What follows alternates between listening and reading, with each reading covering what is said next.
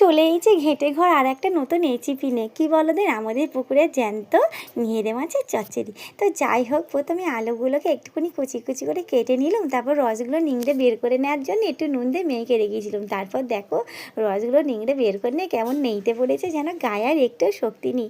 তারপরে মাছগুলো কেটে রেখেছিলাম, মাছগুলো কেটে দিয়ে দিলাম, দিয়ে তারপরে একটুখানি ধনেপাতা কুচি, আদা রসুন কুচি, পেঁয়াজ কুচি, তারপর টমেটো কুচি, তারপরে একটু কাঁচা লঙ্কা কুচি দিয়ে দিলাম। দিয়ে ভালো করে একটুখানি নুন আর একটু লঙ্কা গুঁড়ো আবার একটু হলুদ গুঁড়ো ভালো করে দিয়ে দিলাম।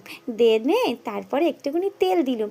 তেল দিয়ে ভালো করে মেখে নিলাম সবগুলো একসাথে, ভালো করে চটকে চটকে চটকে চটকে মেখে নে, যাতে মশলাগুলো ভালো করে ঢোকে, সেই জন্য এটা ঢাকা দিয়ে দিলাম।